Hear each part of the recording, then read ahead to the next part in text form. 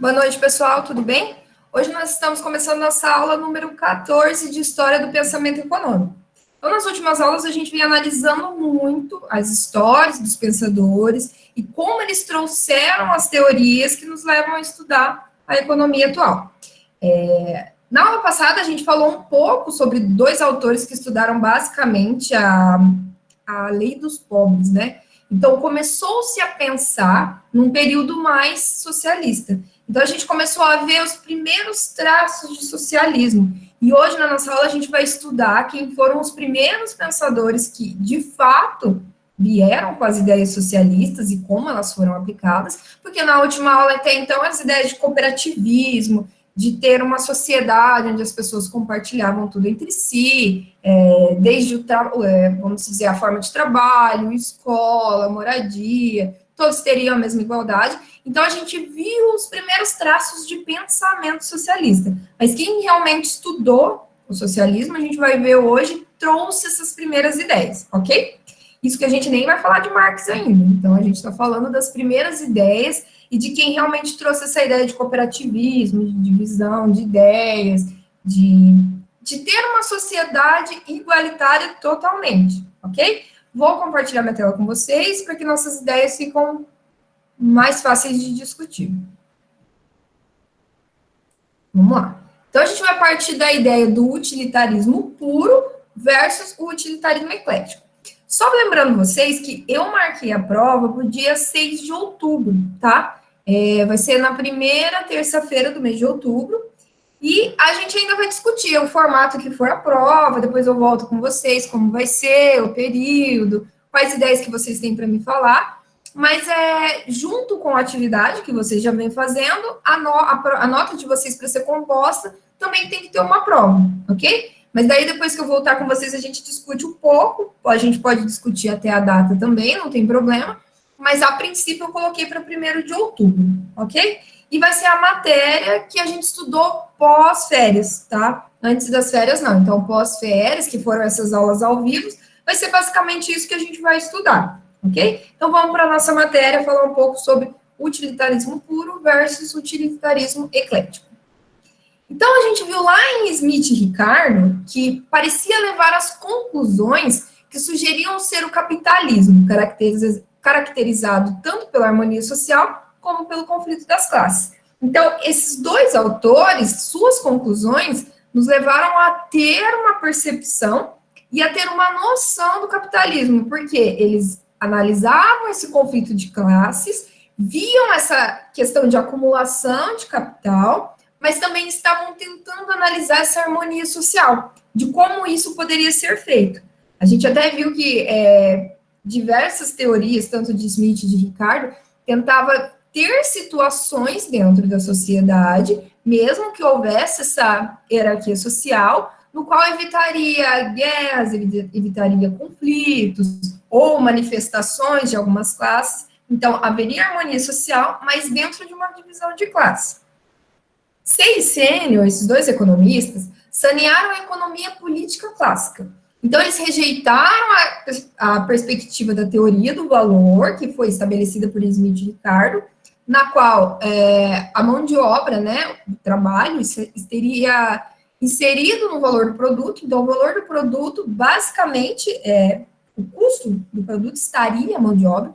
Então, o Say e Senior, ele rejeitou essa teoria da ideia do valor, argumentando que o conhecimento dos verdadeiros princípios da economia política mostraria que os interesses de todas as classes estavam em harmonia. Ou seja, que essa divisão de classes, ela seria, vamos dizer, que uma coisa natural, e que ela continuaria com o tempo, e que elas estariam em harmonia. Então, a gente começou a perceber isso, que essa divisão de classes, que foi apontada por Smith e Ricardo, Say e Senior disse que, através do estudo da sociedade, da economia política clássica, pode-se perceber que essa estrutura ainda iria existir e que isso seria natural, e que essas as classes estariam em harmonia. Thompson e Hodgins, que foi os economistas que a gente viu na aula passada, acreditavam que quanto os produtores imediatos da riqueza, que eram os trabalhadores que geravam a riqueza, não tivesse controle algum sobre os meios de produção, o conflito de classe seria inerente ao capitalismo. Ambos identificaram-se com as causas dos trabalhadores e advogaram mudanças sociais destinadas a transformar a estrutura de classes do capitalismo. Então, esses dois últimos autores começaram a perceber que o capitalismo só existia, só haveria essa produção, esse acúmulo de capital, essa produção, por conta dos trabalhadores. Então, eles começaram a pensar que se esses trabalhadores gerassem renda para si, eles gerariam a riqueza. E eles são os geradores imediatos da riqueza do ponto de vista de Thompson e Hodgins. Então, do ponto de vista deles, se há riqueza para os capitalistas e há acumulação de capital, depende dos trabalhadores. Então, que essa classe devia se rebelar, basicamente, para tomar o seu lugar. Tanto que a gente viu que houve várias rebeliões ao longo desse período que eles estudaram, que a classe operária começou a formar sindicatos e que houve leis contra isso. Então, esses dois autores, pensadores, né? Esses dois pensadores começaram a perceber que esse conflito de classe não estaria em harmonia e que dificilmente teria essa característica de harmonia, conforme os pensadores anteriores, e que esse conflito de classe poderia ser regulado com uma nova sociedade, igual falou, uma sociedade que tenha mudanças sociais dentro de suas estruturas e transformaria essa versão do capitalismo que a gente conhece, ok? Dentro disso, é possível a gente dizer que o socialismo se originou igualmente de ideias inglesas e francesas, muito embora as doutrinas econômicas tenham se originado quase todos na Inglaterra. Então, foi naquela região no qual se originou essa ideia do socialismo, e a maioria delas na Inglaterra. Então, Babelf, que viveu entre 1760 e 1797, foi um dos primeiros líderes socialistas. Ele argumentava que a natureza fizeram todas as pessoas iguais, em direito, necessidade, e, portanto, a desigualdade de riqueza e de poder que tinham surgido deveriam ser reparadas pela sociedade. Então, para Babelf, a presença de desigualdade significa a presença de injustiça. Então, ele começou a perceber que se todo mundo nasceu igual, a natureza fez todos iguais, e que se havia essa desigualdade devido à riqueza, no qual havia pessoas com mais riqueza e outras com menos, isso deveria ser reparado, né? E a presença dessa desigualdade é injusta, geraria uma injustiça, porque já que todas as pessoas são iguais, por que outras têm mais riquezas que as outras? Vamos dizer, que acumularam mais riquezas. Então, para que isso se resolvesse, esse primeiro líder, que é mais conhecido do socialismo, eles diziam que a sociedade deveria reparar, que seria um mal da sociedade, já que a natureza em si, quando os homens nasceram todos iguais. Saint-Simon, que viveu entre 1760 e 1825, ele condenava os efeitos morais e perniciosos da concorrência individualista. E ele ressaltava o valor social da produção cooperativa planejada. Também condenava o grande número de ricos ociosos que viviam da diligência da gente trabalhadora. Então, Saint-Simon também, que foi um pensador desse mesmo período e também adotou essas ideias voltadas para a classe trabalhadora, ele realmente condenava como uma moralidade, como isso fosse uma moral ruim, né? Fosse uma coisa ruim, ter essa concorrência individualista de acumulação e também desses ricos que viviam da diligência da gente trabalhadora. Por que viviam em cima? O que era ocioso? Porque o rico comprava a mão de obra do trabalhador. E que se era o trabalhador que gerava riqueza, ele era uma parte ociosa da economia. Então, Saint-Simon começou a perceber que a forma que a sociedade poderia mudar essa situação seria ter um valor social na produção cooperativa planejada. E a gente viu alguma coisa sobre isso na aula passada, no qual essas empresas menores se tornassem cooperativa, na qual todo mundo ganhava, e eles conseguiriam produzir mais para que conseguisse chegar à escala de um capitalista, que dificilmente pequenas empresas, pequenos artesãos conseguiriam fazer isso por si só. Então, para que regulasse esse desequilíbrio da sociedade, essa desigualdade, as cooperativas planejadas iriam auxiliar do ponto de vista de São Simon. Então, as cooperativas sociais foram popularizadas na França por Charles Fourier, na década de 1830. Ele achava que em uma economia capitalista, só cerca de 1/3 do povo realmente realizava um trabalho socialmente útil, que foi o que a gente falou, que era realmente o operário, que trabalhava diretamente com a produção. Os outros 2/3 ou eram dirigidos pelas ocupações inúteis, pela corrupção e pela distorção causada pelo sistema de mercado, ou eram parasitas inúteis e ricos. Então, eles começaram a perceber que toda pessoa, todo cidadão dentro dessa sociedade que não estava diretamente trabalhando para gerar riqueza, ele fazia parte de uma outra fatia da população, o qual ele era inútil, rico, que não ajudava a produzir mais, ou ele era através de corrupção ou distorções causadas pelo mercado. Então, nesse período, Charles Fourier realmente começou a condenar qualquer outro tipo de acumulação de riqueza que não era gerada por trabalhador, certo? Que era o trabalho socialmente útil.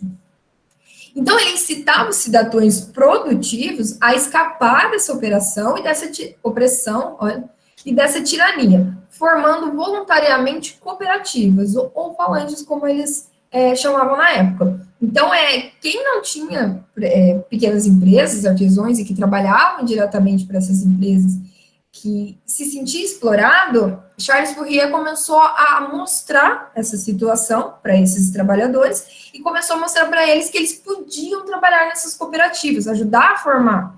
Porque em cooperativa todo mundo vai receber, todo mundo ganha o mesmo percentual, então, todo mundo é dono na cooperativa, você não estaria trabalhando para uma outra pessoa enriquecer. Então, ele começou a recrutar pessoas para trabalhar nessas falanges.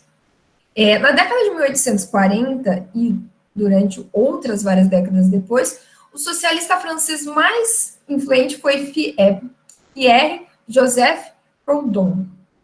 Acho que é isso. Viveu entre 1809 e 1865. Achava ele que a propriedade era a mãe da tirania. Como os direitos de propriedade eram simplesmente conjuntos de privilégios especiais para poucos e de restrições e proibições gerais da massa, envolviam necessariamente a coação e fim de serem estabelecidos e cumpridos. Então, ele começou a perceber que a propriedade em si, quanto maior que fosse, ela seria a mãe da tirania. Ela que viria ser tirano em cima da classe trabalhadora, porque ela conseguiria cada vez produzir mais, e como a gente viu também na aula passada, uma massa de desemprego era muito grande. Se uma pessoa não quisesse trabalhar ou não desse conta do trabalho, ela era simplesmente substituída. Então, ela se tornou a mãe da tirania, porque realmente essa parte de exploração advinha das propriedades, das grandes propriedades. Então, a influência radical ou socialista da perspectiva da teoria do trabalho, da economia política clássica, difundiu-se rapidamente entre 1820 e 1850. Por quê? Porque o perfil socialista, naquele momento, ele se tornou muito importante, porque realmente os operários estavam sendo explorados. Então, esse pensamento socialista começou a crescer muito rápido nesse período, porque eles perceberam que ficar só destruindo máquinas, ficar fazendo motins, ficar fazendo rebeliões não estava adiantando muito. Então, eles teriam que realmente mudar o sistema. Então, a influência socialista nesse momento apareceu para tentar mudar esse padrão capitalista de diferenças de classes que a gente vem acompanhando. Então, os socialistas começaram a exercer considerável influência sobre os crescentes movimentos da classe operária. Desse modo, os conservadores começaram a buscar versões da economia política baseada no utilitarismo puro. Então, os dois livros mais importantes da teoria econômica que apareceram em meados do século XIX foram Os Princípios de Economia Política, de John Stuart Mill, que foi publicado em 1848, e foi o último grande esforço para manter as perspectivas da utilidade e do trabalho no mesmo corpo de doutrinas econômicas. Então, a gente vai falar bastante sobre Stuart Mill, que ele é muito conhecido, um pensador bem conhecido, e uma de suas publicações se tornou mais conhecida por causa desse período também, na qual influenciou o utilitarismo puro, lembrando que o utilitarismo é aquela percepção de que a mercadoria ela seria uma utilidade, que tipo de utilidade que aquela mercadoria teria, né, para a pessoa. E a gente vai ver também sobre Frederic Bastiat. Ele ele publicou em 1850 A Economia da Harmonia, eu acho que é isso, e representava o produto final em quase todos os aspectos essenciais. O utilitarismo econômico puro levado às suas conclusões lógicas. Então, eles utilizaram as ideias do utilitarismo para tentar resolver esse problema que estava na sociedade com as ideias socialistas. Então, Frederick, ele viveu entre 1801 e 1850, e ele pregava o utilitarismo puro, fundamentos e escopos da economia utilitarista. Então, na economia neoclássica utilitarista, todas as interações econômicas, políticas e sociais dos seres humanos se reduziam a atos de troca, ou seja, toda a utilidade do produto, toda essa ideia utilitarista, era somente através das trocas de produto, não era para enriquecimento até então, porque eu trocaria com aquilo que eu tinha necessidade. Então, a teoria econômica utilitarista reduz ao silogismo, forma de raciocínio dedutiva. Então, a teoria econômica ela se reduziu a uma forma de raciocínio de que todas as trocas são mutuamente benéficas para as partes. Todas as interações humanas podem ser reduzidas a trocas e, logo, todas as interações humanas são benéficas para todas, harmonia social. Então, Frederick ele começou a perceber que essa questão de trocas entre as pessoas dentro de uma sociedade seria benéfica para todos, porque todos precisam de trocas. Partindo do contexto que a troca é benéfica para todos, então todos viveriam numa harmonia social. Dentro do contexto dele, do texto que ele que ele publicou, da economia da harmonia, ele começou a perceber que essa economia de trocas entre as pessoas fariam com que essa harmonia social fosse maior.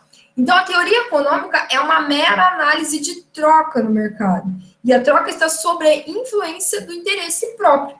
Então, se eu tenho interesse em realizar uma troca e outra pessoa tem alguma coisa para trocar, a gente consegue suprir uma necessidade mútua, certo? Então, do ponto de vista dele, desse pensador, se a sociedade é baseada em trocas, e se essa troca é benéfica para todos, haverá uma harmonia social, no qual as pessoas irão trocar aquilo que necessitam sem acumulação. Dentro das leis científicas, ele analisava que o interesse próprio é a mola mestra da ação humana, ou seja, os desejos e necessidades humanas são insaciáveis, mas os meios, os recursos para sua satisfação são limitados. Isso é a primeira frase que eu acho que todo mundo escuta no primeiro ano de economia, né? Não sei se vocês concordam comigo. Então, quando você começa a estudar economia e que eles te perguntam por que você faz economia, até no próprio curso a gente fala, né? É esse tipo de percepção, que a necessidade humana, ela é ilimitada, só que os recursos são escassos. E a satisfação dessas necessidades dá um prazer gerando utilidade. Essa percepção de que a gente poder, vamos dizer, maximizar a utilidade dentro de uma ação humana que deriva de trocas e de desejos através de recursos, geraria as leis científicas da economia, regiria tudo isso, certo? Então, ele mostra que a utilidade dessa sociedade, dessas pessoas que estão dentro dessa sociedade, vão ser maximizada, né? A utilidade das pessoas vão ser maximizada dentro dessa sociedade, quanto mais ela conseguir adquirir através de trocas com seus recursos escassos. Ou seja, acho que vocês já devem ter visto isso em micro, né? Dentro da teoria do consumidor. A gente tem a linha de restrição orçamentária. Dentro da restrição orçamentária, dentro dessa linha de restrição orçamentária, a utilidade é maximizada, certo? quando está atingindo a satisfação e a necessidade do consumidor, correto? Nada mais é que essa teoria que ele está dizendo. Então, o interesse próprio do consumidor, do indivíduo dentro da sociedade, é a mola mestra da ação humana. E essa percepção de que os recursos são escassos, mas os desejos são ilimitados, é que vão trazer essa percepção de utilidade. Então, quando se fala do lei ou princípio universal, tem que o nosso interesse próprio é tal que constantemente procuramos aumentar toda a nossa satisfação em relação ao nosso esforço, que é o princípio de beta na maximização da utilidade. Enquanto quando a gente fala de maximizar a utilidade desse consumidor, desse operário, desse indivíduo dentro da sociedade, é que esses indivíduos, eles procuram maximizar a sua satisfação dentro daquilo que ele está consumindo, ou dentro dessa economia de trocas. Então, eu vou realizar uma troca para maximizar minha satisfação. E eu estou trocando com um outro indivíduo que também vai maximizar a sua satisfação. E dentro disso, a gente vai ter uma economia harmoniosa. Então, a separação da utilidade em dois tipos, para tornar os preços dependentes da utilidade e afastar o paradoxo da água e do diamante de Smith, mas não formulou o conceito de utilidade marginal. Deixa eu tentar explicar melhor isso aqui. Então, quando o Frederick fez esse pensamento da utilidade, ele tentou afastar a questão dos preços. Por quê? Porque daí vocês podem perguntar, beleza, professora, mas como essa economia vai se tornar harmoniosa se chegar uma pessoa que quiser trocar uma garrafa de água comigo e, tipo, quiser trocar um diamante em troca de uma garrafa de água, que era essa percepção do Adam Smith. Como que eu iria colocar o valor desse produto para que houvesse a troca e que as pessoas não se sentissem lesadas? Então, nesse momento não tinha o conceito de utilidade marginal, mas ele estudou o conceito de utilidade gratuita e utilidade onerosa. Então, a utilidade gratuita é quando a natureza oferece a água satisfazendo a utilidade, sem esforço do trabalho humano. Então, quando ele compara a água, ou seja, a água é um recurso ilimitado, vamos dizer, um recurso fácil de encontrar dentro desse período, tá? Hoje a gente sabe que água não é tão simples assim. Mas a natureza oferece água e sem o esforço humano você teria esse bem, certo? E a utilidade onerosa é a utilidade do diamante, que exige esforço ou dor. Ou seja, quando você transforma um produto que existe o esforço do operário, do trabalhador para ter esse produto, ou que existe, vamos dizer, um outro esforço qualquer para a retirada dele. Porque quando tem esse paradoxo do diamante e da água que a Adam Smith faz, é que como que a gente vai conseguir valorar um do outro. Então, a gente consegue valorizar um bem quando ele é mais difícil de se encontrar, mais difícil de ter. Era esse conceito de Adam Smith. Então, ele consegue perceber que ele, em vez dele fazer esse tipo de comparação, de dificuldade, ele começa a fazer que a utilidade gratuita, então o valor de um bem, ele será quando a natureza oferece sem utilidade, sem esforço, né, do trabalho humano, e a utilidade onerosa, que quando exige o esforço do trabalho humano. Aí, para poder tentar perceber um tipo de valor no momento da troca. Partindo desse pensamento de Frederick, a gente vai ver o pensamento de Stuart Mill também, que fala sobre o utilitarismo eclético e o mais conhecido como utilitarismo de Mill. Então, dentro dessa perspectiva do utilitarismo eclético, seria a tentativa de integrar a teoria do valor do trabalho a uma perspectiva utilitarista, na sua obra de Princípios da Economia Política. Então, ele tentou utilizar o valor vamos dizer, colocar o valor da utilidade, onde maximiza a satisfação do indivíduo, juntamente com a teoria do valor do trabalho. Seria o utilitarismo eclético. Então, Stuart Mill utilizou escritos de Bentham e de Ricardo com as diversas modificações, ou seja, que seria esse ecletismo. Então, ele era um cara eclético dentro dos pensamentos anteriores, né? Fica até meio estranho a gente falar assim, mas ele utilizou as bases dos escritos e mudou do ponto de vista dele. Porque ele tinha preocupação de ser correto e justo na apresentação de qualquer doutrina. Ele não queria apresentar uma doutrina sem ser injusto. Então, ele queria ser correto e justo desse ponto de vista. Então, a filosofia social de Mill e sua teoria econômica tornaram-se eclética e muitas vezes incoerente. Mill e Bastiat são os primeiros representantes da bifurcação da economia utilitarista, porque eles tiveram outros pontos de vista em relação à utilidade.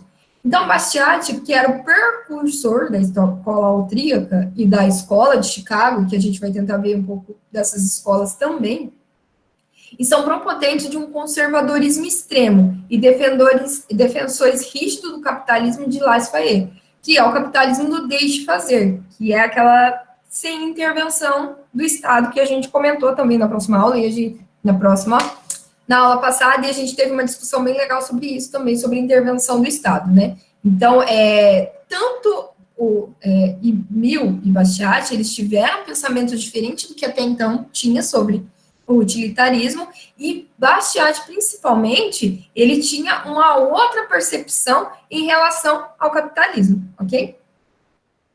Então, Mill começou com seus princípios com uma afirmação que contradizia a maioria dos economistas teóricos anteriores a ele e que contradiz a economia neoclássica contemporânea. A produção de riqueza não é, evidentemente, uma coisa arbitrária, tem condições necessárias. Então, as leis da matéria e as consequências materiais de determinadas técnicas físicas da produção eram as mesmas em toda a sociedade. Então, ele começou a perceber que, para poder produzir riqueza, não seria uma coisa arbitrária. Então, ela teria que ter algumas condições para que essa riqueza fosse gerada. Então, não era simplesmente ter disponível tudo o que fosse necessário para a produção. Teria, além disso tudo, ter as condições necessárias para a produção. Então, dentro dessas leis de produção, que seriam as técnicas de produção utilizadas, eram as mesmas em todas as sociedades, o que não ocorria com as leis de distribuição da riqueza. Então, dentro dessas leis de distribuição, são determinadas por uma instituição humana, regida por regulamentos e sujeito à mudança. Então, Stuart Mill começou a perceber que as técnicas de produção, ela poderia ser iguais em toda a sociedade, mas não ocorria com a distribuição da riqueza. Então, por mais que tinha-se a tecnologia, ou as técnicas de produção, a sociedade, a distribuição de riqueza não era a mesma. E essa distribuição de riqueza não era instituída por toda a sociedade, sim por uma instituição humana, com regulamentos sujeitos à mudança, ou seja, eram homens que criavam essa regulação para que essa distribuição de riqueza favorecesse mais a uns do que as outras, do ponto de vista de Stuart Mill. Então, por mais que essas sociedades tivessem as técnicas de produção igual, dificilmente eles conseguiriam ter a mesma distribuição de riqueza. E essa lei de distribuição são determinadas por uma instituição humana, que foi o que eu já disse anteriormente e esqueci de tirar. A forma de distribuição de riqueza depende das leis de propriedade, dos regulamentos e dos usos vigentes nessa sociedade, os quais podem mudar. Então, não aceitava que a propriedade privada tinha sido instituída por Deus, que foi a lei natural e consagrada, como afirmava Bastiat, mas sim uma convenção humana. Então, Stuart Mill começou a perceber que essa propriedade privada, que era mãe tirana, né, que era uma coisa natural e sagrada, que Bastiat analisava isso, mas que ela era uma convenção humana. Então, que essa questão de propriedade privada, de acumulação, não tinha nada com lei da natureza, tinha as convenções humanas dentro dessas sociedades com pessoas que tinham as leis destinadas a isso, as leis de propriedade. E com rejeição à noção de propriedade privada sagrada, de dois axiomas centrais que vieram do utilitarismo de Bethe. Então, ele tentou perceber que todos os motivos são reduzidos à busca por prazer, baseado no interesse próprio, e que cada pessoa é o único juiz de próprios interesses, dos próprios prazeres. E por isso, é impossível fazer a comparação de prazer entre as pessoas. Então, Mill refutou a troca como sendo o ponto central de toda a teoria econômica de sua obra. Então, do ponto de vista de Bastiat, que ele tinha essa percepção que a troca era o que maximizava a satisfação e que quanto maior, quando essa troca ocorresse dentro da sociedade e todas as pessoas tinham esse objetivo de maximizar a satisfação, isso seria o utilitarismo e essa sociedade viveria em harmonia. Mas desse ponto de vista, Stuart Mill já pensou que os motivos são reduzidos, sim, à busca do prazer, mas de interesse próprio. E que cada pessoa é um único juiz do seu prazer. Tipo, só ela sabe disso tudo. E dessa forma, né, de saber que eu sei dos meus interesses, eu sei onde eu maximizo a minha utilidade, e como cada indivíduo é único dentro dessa sociedade, ele vai refutar essa condição de que a troca é o ponto central de uma teoria econômica e de uma sociedade que viveria de forma igualitária. Mill afirmou que, embora o trabalho fosse o determinante mais importante do valor, ele não seria o único. Então, dentro dessa sociedade que eu vou maximizar minha utilidade, mas pensando de forma individual, o trabalho é um determinante para eu efetuar o valor dessas trocas, mas ele não era o único, que foi o que a gente comentou aqui, um dos seus primeiros pensamentos, que ele queria incluir o valor do trabalho dentro da utilidade.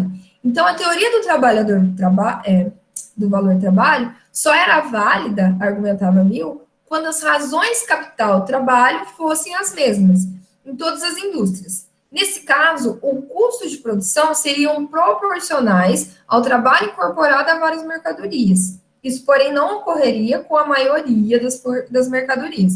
Então, ele começou a perceber que essa teoria do valor trabalho, de que o custo da mercadoria deveria ter a mão de obra e isso seria o maior custo, ela só era válida quando eu colocava o capital na mesma proporção, que essa razão seria proporcional, e que isso deveria ser incorporado em várias mercadorias.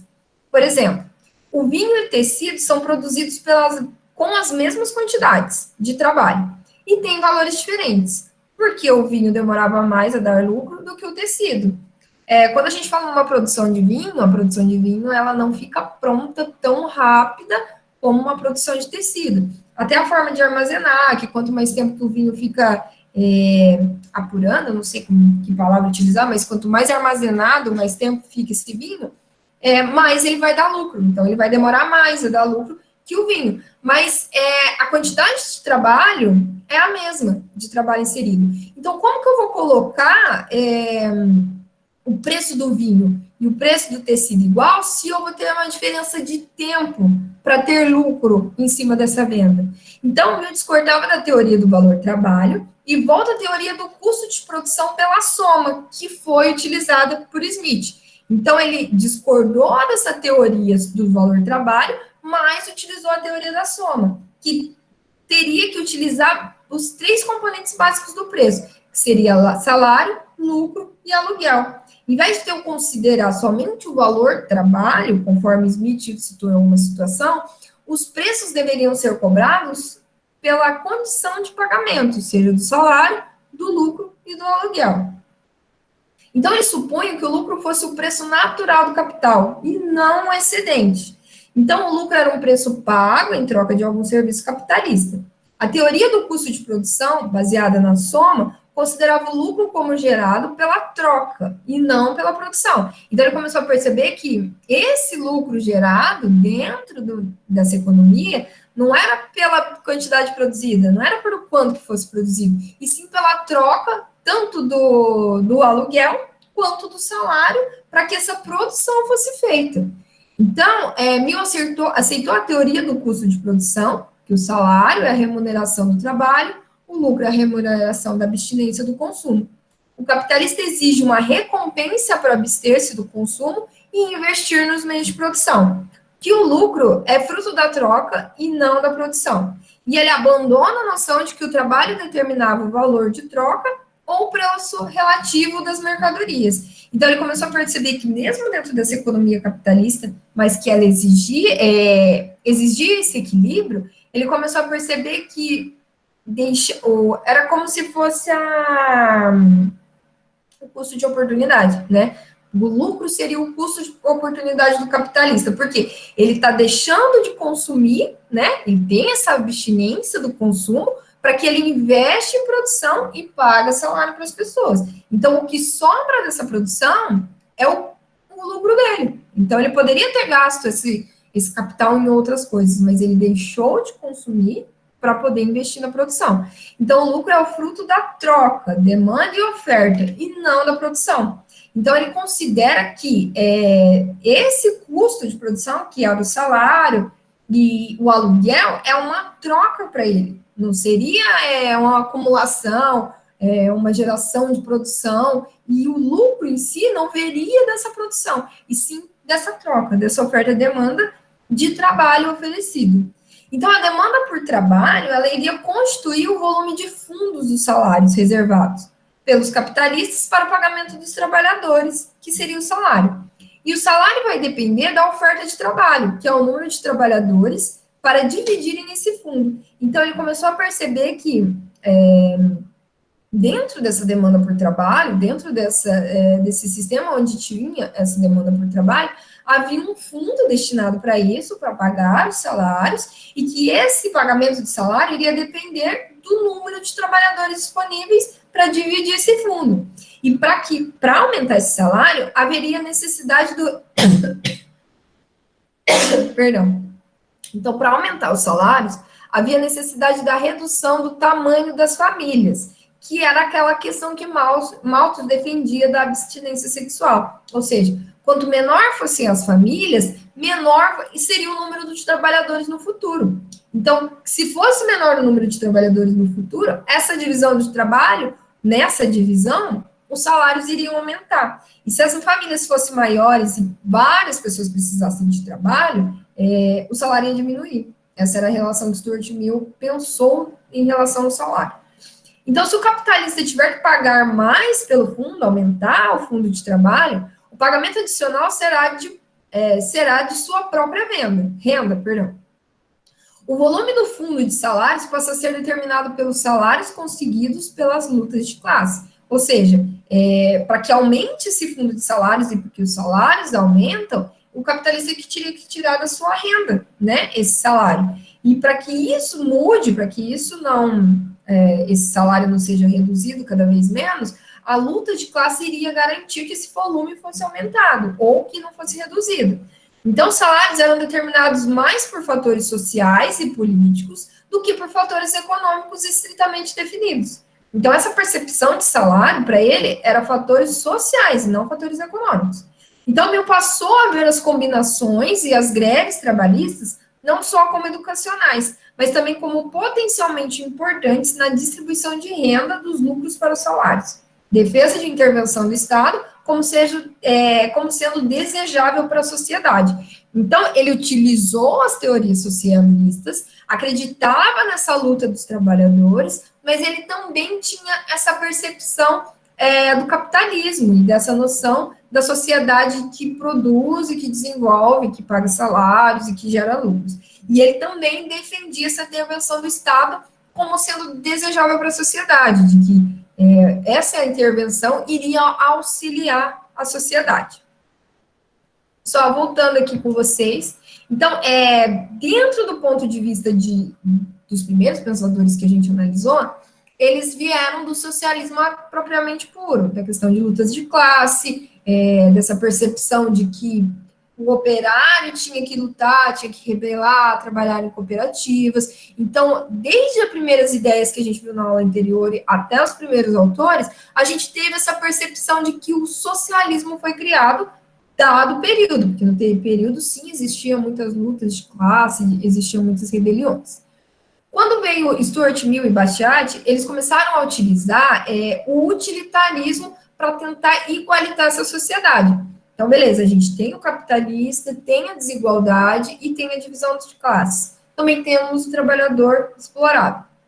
Então, mas o que a gente vai fazer para melhorar? O que a gente pode fazer dentro dessa sociedade para estar melhorando? Já que as pessoas consomem e ganham renda devido à sua utilidade. Então, quanto maior a utilidade dessas pessoas, maior a satisfação dela. Então, se eu tenho pessoas satisfeitas, né, então com a sua utilidade maximizada, se eu tenho a maximização da utilidade desse consumidor, desse indivíduo nessa sociedade, ela vai se tornar mais harmoniosa. E essa utilidade, do ponto de vista de Bastiat, era através de trocas. Então, por quê? Porque eu só vou fazer uma troca se essa troca for satisfatória para mim. Então, se várias pessoas fazendo troca satisfatória, então vai ter uma harmonia generalizada, todo mundo vai ficar feliz. Só que daí veio Stuart Mill e começou a refutar algumas teorias e aceitar outras e fez um utilitarismo eclético, no qual, sim, ele acreditava que as pessoas tinham essa maximização de utilidade e que essa utilidade moveria a economia, mas do ponto de vista dele, tinham vários fatores que não era somente a troca que iria maximizar a satisfação. Eu tinha que pagar o salário, eu tinha que gerar lucro, eu tinha que ter essa questão de produção dentro da economia, eu tinha que ter uma intervenção do Estado, eu tinha que ter também as lutas de classe para que os salários delas melhorem. Então, tipo, dentro da percepção de Stuart Mill, ele começou a ver uma sociedade mais completa e que dependia de muitas situações para que a utilidade se maximizasse desse consumidor. Então, não é simplesmente eu fazer trocas, principalmente daquele ponto que a gente comentou do valor do produto. Então, como que eu vou fazer uma troca se eu não sei o valor daquele produto, se eu estou sendo benéfico ou não? Então, se acontece uma troca e a pessoa se sente injustiçada, ou essa troca não é legal, já não vou ter harmonia entre as classes. Então, para que haja harmonia entre as classes, precisa haver a satisfação da utilidade dessas classes. E a utilidade é o que a gente sempre comenta, igual eu falei com vocês. É quando a gente tem essa percepção que os recursos são escassos, mas que as necessidades são ilimitadas. E como satisfazer todo mundo que tem essa necessidade imensa, ilimitada de consumir e de gastar e de ter aquilo que vai aumentar a sua satisfação pessoal. Certo, pessoal? Na próxima aula, eu acho que a gente já entra em Marx, que é um pouco mais avançado dentro do socialismo e a figura, acho que mais conhecida disso tudo. E se você tiver algumas dúvidas, algum questionamento, pode me procurar. Não se esqueçam de fazer atividade, tá? Para contar nota para vocês. E não se esqueça de anotar para a gente conversar também de dia 6/10 ser a nossa prova. Ok? Eu vou parar de gravar, mas se vocês tiverem dúvidas, a gente continua aqui. E quem não pode assistir, que faltou a aula, me manda um resumo, tá bom? Dessa aula que daí a gente considera como presença. Muito obrigado, pessoal, e até a próxima aula.